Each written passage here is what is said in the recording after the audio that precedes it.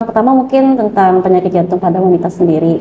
Itu yang seperti apa ya, Dok? Berdasarkan data, penyebab kematian terbanyak di Amerika, di Eropa, di Australia itu justru adalah penyakit jantung untuk wanita. Dan kontributor utama untuk penyebab kematiannya adalah jenis penyakit jantung koroner. Dokter, orang tuanya ada riwayat sakit jantung nggak? Ada nggak dokter? Nggak ada sih. Nggak ada. Nggak ada. Nah, kalau misalnya ada nih, harus ditanya. Misalnya bapaknya ternyata ada. Nah, usia berapa kenanya? Mempengaruhi ya, Dok? Mempengaruhi. Jadi, Misalnya sebut usia. 50 berapa tahun? Nah, 50 pada laki-laki tadi cut off-nya kurang dari 45. Jadi yang dianggap mempengaruhi itu kalau bapaknya dokter kurang dari 45 tahun sudah terjadi penyakit jantung, itu berkontribusi atau menjadi faktor resiko dokter untuk terjadi penyakit jantung. Gitu. Jadi dilihat dulu usia kena orang tuanya kapan. Assalamualaikum warahmatullahi wabarakatuh. Selamat datang di Sultan Podcast, solusi layanan kesehatan terdepan bersama saya Dr. Dewi Febriana Nursari di program My Doctor. Hari ini di studio Sultan telah hadir bersama kita salah satu dokter di Rumah Sakit Islam Sultan Agung Banyumaru, dokter spesialis penyakit jantung, Dr. Vina Rosalinda, spesialis jantung dan pembuluh darah. Selamat datang dokter, apa kabarnya dok? Alhamdulillah, baik. Hari ini kita akan bahas tema tentang penyakit jantung pada wanita ya dok. Bincang-bincang santai aja ya dok kita ya. Siap. Langsung aja ya dok. Pertama mungkin tentang penyakit jantung pada wanita sendiri. Itu seperti apa ya dok? Penyakit jantung pada wanita mungkin bisa dijelaskan? Baik, kita mulai mungkin pendahuluan dulu ya, kenapa tema ini kita angkat. Karena selama ini di masyarakat, baik di Indonesia maupun di seluruh dunia itu ada bias gender atau anggapan yang berbeda, yang menganggap bahwa penyakit-penyakit jantung itu lebih banyak diderita oleh laki-laki.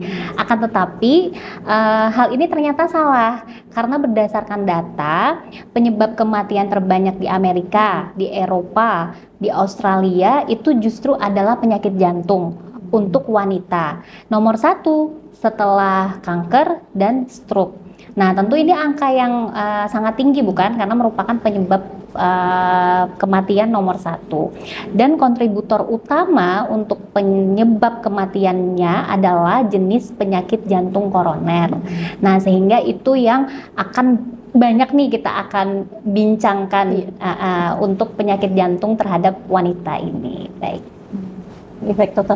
Kemudian tadi ya penyakit jantung pada wanita ini merupakan penyebab kematian yang pertama ternyata ya di dunia ya dok. Setelah selain stroke sama kanker tadi ya dok. Jadi kalau untuk ini kan judulnya penyakit jantung pada wanita. Kemudian apakah ada beda dengan penyakit jantung pada laki-laki ya dok? Oke. Untuk jenisnya sama semua dok. Jadi semuanya sama. Penyakit jantung itu kan macam-macam klasifikasinya. Ada penyakit jantung koroner, ada hipertensi, ada aritmia, ada penyakit jantung katup, penyakit jantung bawaan. Nah, ini sebenarnya adalah sama antara laki-laki dan wanita. Hanya saja nanti kita akan banyak membahas faktor-faktor resiko pada wanita yang mana nanti berhubungan dengan fase kehidupannya, terutama berhubungan dengan kadar hormonal yang mempengaruhi perjalanan kehidupan seorang wanita dari usia muda sampai dengan dia geriatri atau usia tua. Mungkin begitu ya dok. Untuk faktor risiko penyakit jantung sendiri itu apa aja ya dok? Ya oke. Jadi faktor risiko penyakit jantung untuk wanita ya. Tadi kan sudah saya bilang penyebab nomor 1 kematian itu penyakit jantung pada wanita. Nah, kontributor atau penyakit terbanyaknya adalah penyakit jantung koroner. Jadi kita akan fokus nih membahas faktor risiko terhadap penyakit jantung koroner yang terjadi pada wanita. Yang pertama itu adalah dislipidemia atau kelainan kadar kolesterol di dalam darah. Nah, pada wanita ini sebelum dia menopause itu cenderung dia kadar kolesterolnya di jurnal tuh disebutkan 5-10 poin justru lebih rendah pada laki-laki. Kenapa? Karena masih ada faktor hormon estrogen yang sebagai dia estrogen itu mengatur kadar kolesterol di dalam darah. Nah, akan tetapi ketika memasuki usia menopause, kadar kolesterolnya akan meningkat. Nah, ini yang menjadi harus perhatian nih pada wanita-wanita. Jadi kalau cek darah, kolesterolnya masih aman, dilihat dulu sudah menopause atau belum. Karena kalau sebelum menopause tetap harus di screening penyebab penyakit jantung yang lainnya. Jadi jangan hanya melihat dari kadar itu, harus dilihat dulu pada saat kapan menopause atau sesudah menopause. Nah, itu yang pertama, kadar kolesterol ya. Kemudian yang kedua, diabetes, Dok. Jadi diabetes ini ternyata lebih banyak angka kejadiannya pada wanita loh. Karena usia harapan hidup pada wanita itu lebih tinggi daripada laki-laki, kejadian angka diabetesnya itu juga lebih tinggi. Dan kontributor terbanyak juga adalah kita kenal namanya diabetes mellitus gestasional. DM gestasional itu terjadi diabetes adalah pada masa kehamilan. Jadi wanita itu kan pasti akan nanti hamil ya. Jadi ada faktor resikonya juga nih untuk terjadi diabetes gestasional ini, misalkan hamil di usia lebih dari 35 tahun. Kemudian bayi besar lebih dari 4 kilo ya, dan seterusnya. Nah, jadi ini nanti pada saat hamil itu banyak sekali hal-hal jantung yang harus kita perhatikan juga ya untuk diabetes.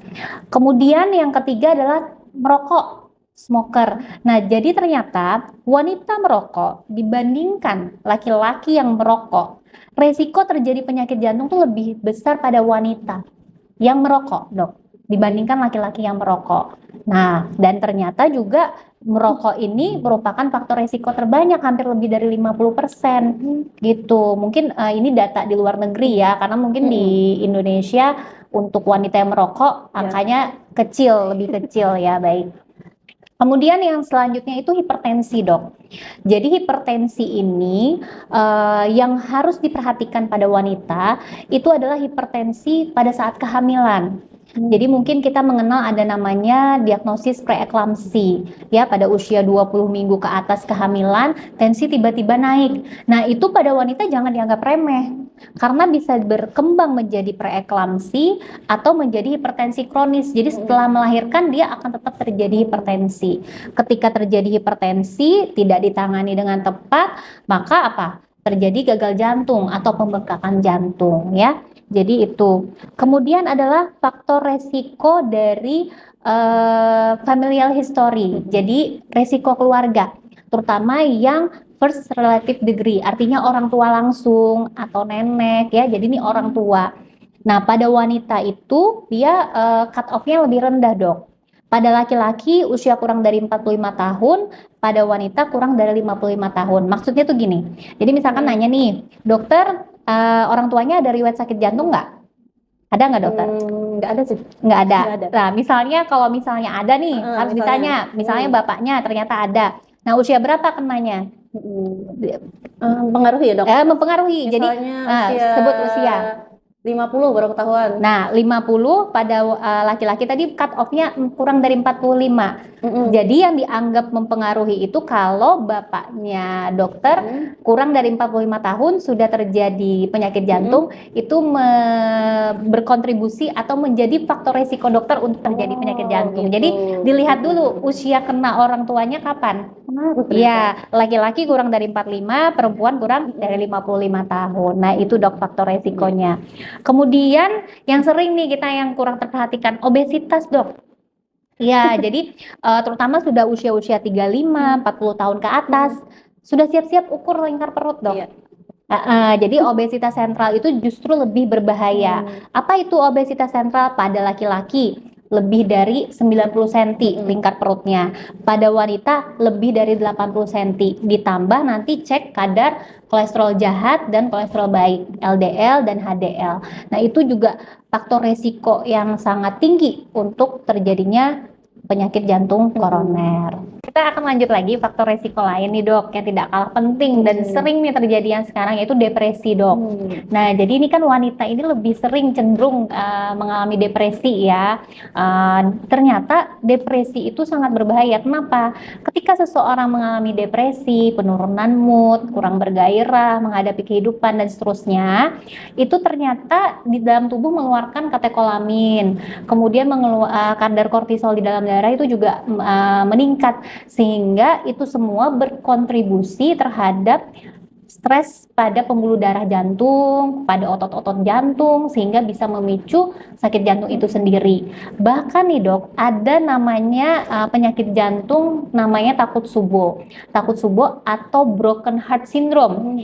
Jadi depresi yang parah sekali, yang sangat-sangat ekstrim, itu bisa menyebabkan terkeluarnya katekolamin dalam jumlah yang sangat besar, sehingga pasiennya seperti dok gejalanya orang yang terkena serangan jantung. Tetapi setelah kita lakukan kateterisasi, itu hasil pembuluh darah jantungnya normal. Jadi dicurigai karena si katekolamin ini, dan ini insidennya paling tinggi terjadi pada wanita, terutama setelah menopause, postmenopause. Nah, jadi jangan dianggap remeh nih masalah depresi ini ya. Ternyata bisa menyebabkan penyakit jantung ya. Kemudian untuk makanan-makanan sendiri nih dok ya.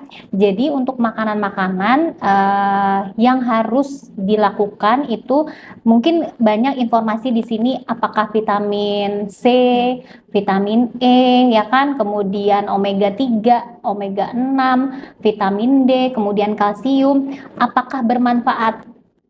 Dia kan rata-rata sebagai antioksidan ya. Nah, jadi yang saya baca dari literasi itu sebagai untuk kesimpulan, untuk makanan-makanan tersebut itu tidak selalu atau harus rutin diberikan untuk pencegahan penyakit jantung pada wanita dok. Jadi itu hanya suplemen atau tambahan saja. Tetapi di sini yang penting untuk pengaturan diet adalah justru memakan lebih banyak serat, buah, kemudian yang kacang-kacangan dok.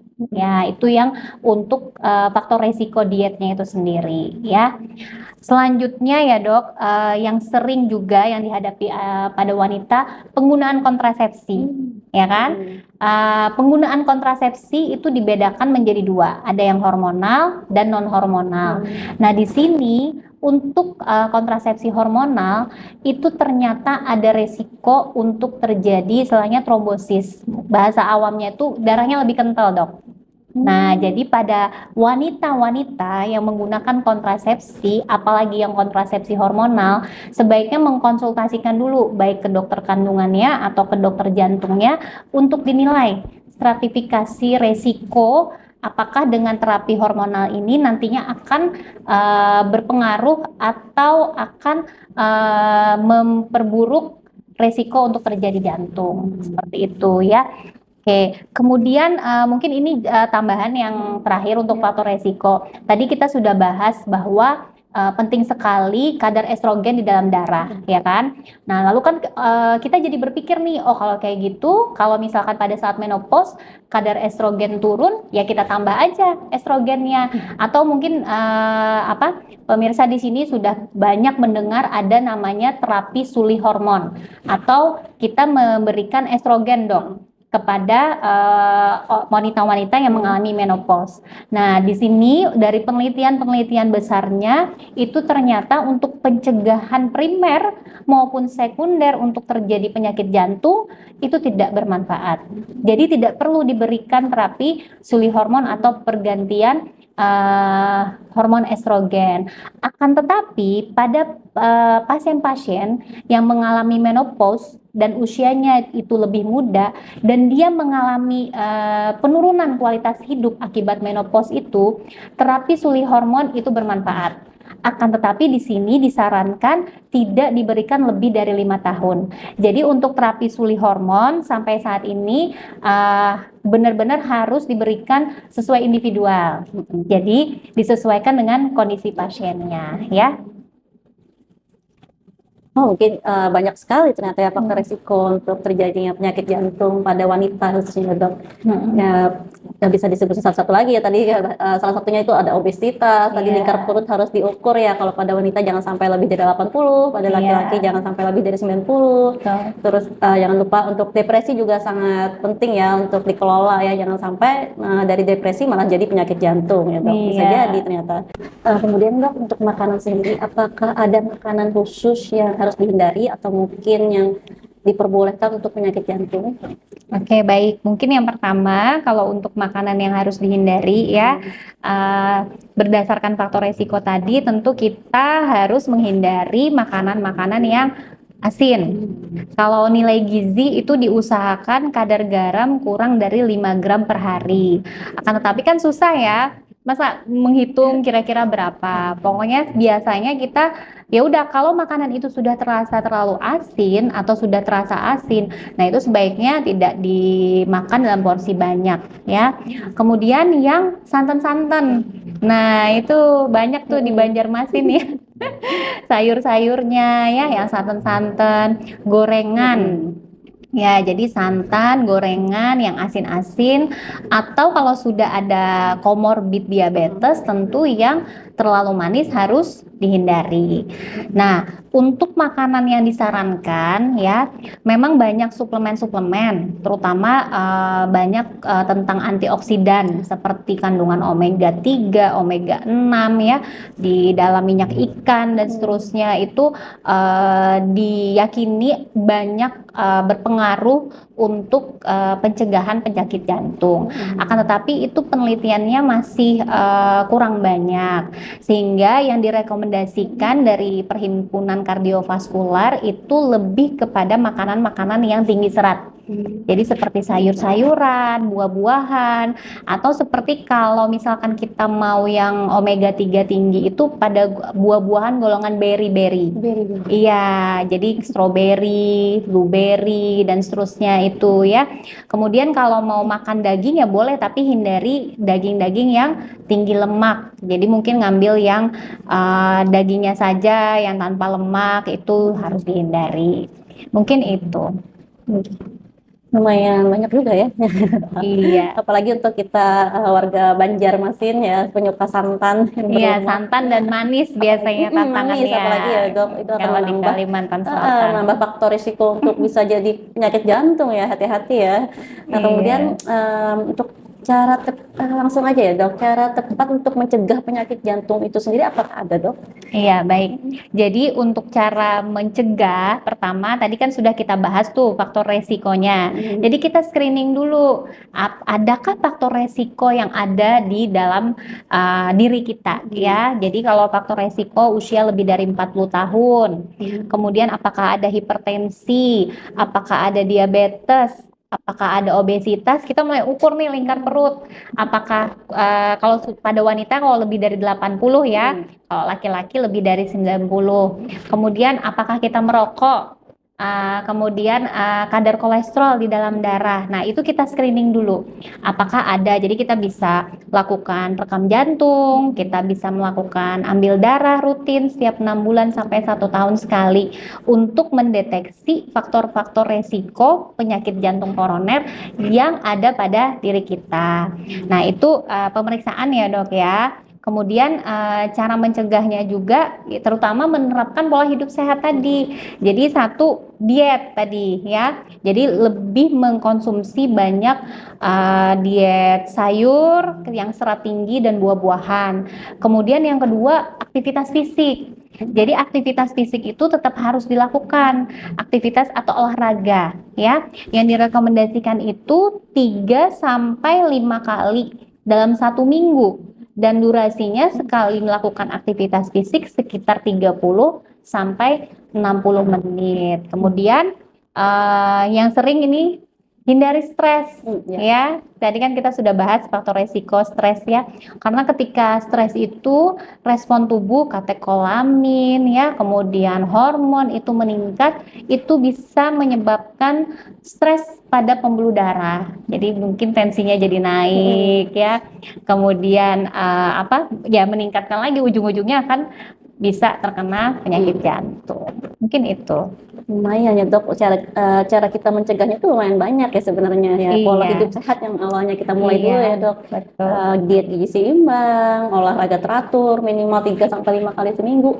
Ya minimal 30 menit ya dok, sekali kita olahraga itu sudah cukup untuk mencegah terjadi penyakit jantung. Dan jangan lupa lakukan medical check up bisa juga ya dok ternyata ya. Iya, Medical check up untuk kita ngecek dulu lab darah, rekam jantung, ke dokter spesialis jantung kita di rumah sakit kita bisa ya dok. iya. Untuk mencegah terjadinya penyakit jantung sejak dari dini ya dok. Mungkin tambahan untuk deteksi itu mungkin belum familiar, tapi itu sebenarnya bisa rutin kita lakukan. Kita melakukan Doppler atau pengukuran ini dok di pembuluh darah karotis. Pembuluh darah arteri karotis di leher ini kita lakukan Doppler, USG Doppler. Kita tuh melihat ketebalan dari pembuluh darahnya itu sudah terdeteksi ada plak atau tidak. Kalau ada penebalan, ada plak, nah itu resiko untuk terjadi penyakit jantung, stroke itu juga meningkat. Jadi itu bisa sebagai deteksi dini atau deteksi awal juga dok, untuk penyakit jantung. Ini info yang sangat bagus banget nih, ada USG Doppler juga ternyata bisa Iya, dilakukan di rumah sakit kita ya dok. bisa. Jadi kita bisa untuk melakukan pelayanan USG Doppler dengan dokter Pina mungkin nanti untuk mengetahui apakah mungkin ada risiko untuk terkena penyakit jantung karena bisa dilihat ada plak atau enggak di pembuluh darahnya ya. Iya, menilai Nice info, kondisi. dok. Terima kasih dok. Lanjut kita mungkin ke cara tepat untuk penyembuhan penyakit jantung sendiri dok. Apakah ada caranya dok untuk menyembuhkan penyakit jantung? Iya, jadi buat pasien-pasien ya, jangan berkecil hati kalau misalkan sudah terdiagnosis penyakit jantung ya. Jadi untuk menyembuhkan penyakit jantung itu kita bedakan menjadi dua dok. Ada farmakologi dan non farmakologi. Kalau farmakologi berarti obat-obatan sampai dengan device atau alat ya. Jadi nanti ini disesuaikan dengan jenisnya tadi ya. Disesuaikan dengan jenis penyakitnya. Apakah dia gagal jantung, apakah dia jantung koroner, apakah hipertensi ya, dan seterusnya. Jadi obat-obatan disesuaikan dengan diagnosis. Nah, selain dengan obat-obatan, ilmu kedokteran jantung itu alhamdulillah sudah berkembang sangat pesat. Misalkan untuk penyakit jantung koroner, selain obat-obatan, kita juga bisa melakukan stenting atau kateterisasi atau mungkin bahasa awamnya pasang ring. Artinya melebarkan pembuluh darah yang sudah memiliki sumbatan. Untuk tujuannya yang sudah tersumbat itu alirannya bisa kembali lancar. Jadi selain obat-obatan plus ada tindakan juga. Itu contoh untuk satu kasus itu. Nanti kasus yang lain ada juga dok. Misalkan pada penyakit jantung aritmia yang detak jantungnya lemah. Nah, itu selain dengan obat kita juga sampai dengan pemasangan baterai atau pacu jantung permanen. Itu sebagai contoh ya. Itu tadi yang farmakologi nih. Nah, kalau yang non farmakologi balik lagi menerapkan pola hidup sehat tadi, mulai dari diet, aktivitas fisik, kemudian sampai dengan menghindari stres tadi. Ya mungkin itu ya secara umumnya garis besarnya. Ya, terima kasih dok. Oh, jadi banyak cara untuk menyembuhkan ya. Jangan lupa untuk konsultasi, yang penting konsultasi ke dokter penyakit jantungnya ya kan untuk Iya, mengetahui betul. penyembuhannya. Betul, karena setiap diagnosis itu berbeda penanganan. Sering saya ditanyakan selalu, ini minumnya bagaimana? Karena orang taunya kalau sudah sakit jantung nggak boleh banyak-banyak minum. Belum tentu. Nah, pada jenis gagal jantung yang pompa jantungnya rendah itu memang ada pembatasan cairan dok. Tapi beberapa penyakit jantung yang lain tidak mesti pembatasan cairan sehingga perlu dilakukan ekokardiografi atau USG jantung untuk menilai pompa jantung itu sendiri gitu. Itu sebagai contoh. Jadi tiap jenis penyakit tuh beda-beda ininya. Iya, nah itu yang harus kita garis bawahi ya. Untuk pengobatan jantung sendiri itu tidak sembarangan. Jadi kita tetap harus konsultasi ke dokter spesialis jantungnya. Nah, bisa nanti ke dokter Pina di rumah sakit kita ya dok. Siap-siap. Mungkin sudah cukup ya dok, penjelasan dari dokter itu sangat banyak sekali, sangat lengkap ya, sangat bagus untuk kita mengenal sejak dini dan waspada tentang penyakit jantung pada wanita. Ya, tadi mungkin penyakit sekilas saya simpulkan ya, penyakit jantung pada wanita itu ternyata merupakan salah satu penyebab kematian yang tertinggi ya, 3 besar di dunia selain kanker ataupun stroke. Ya, jadi ini faktornya itu pun sangat banyak, faktor penyebabnya ya, faktor risikonya untuk terjadi penyakit jantung pada wanita. Mungkin dapat kita simpulkan ya dari penyakit jantung pada wanita ini merupakan penyakit dan penyebab kematian yang tertinggi di dunia ya, satu tertinggi dibanding kanker maupun stroke. Nah, untuk itu kita harus waspada tentang penyakit jantung pada wanita ini. Nah, salah satu bentuk kewaspadaan kita yaitu konsultasi ke dokter spesialis jantung dan pembuluh darah kita, Dr. Pina Rosalinda ya. Jangan lupa di Rumah Sakit Islam Sultan Agung Banjarbaru. Oke, baik, terima kasih kepada seluruh sahabat Sultan yang telah menyaksikan video ini. Semoga dengan adanya program ini dapat membantu sahabat Sultan untuk lebih mengetahui ataupun lebih waspada tentang penyakit jantung pada wanita. Saya Dr. Dewi Febriana Nursari pamit undur diri. Sampai bertemu di program kita selanjutnya. Hanya di Sultan Podcast, solusi layanan kesehatan terdepan. Wassalamualaikum warahmatullahi wabarakatuh.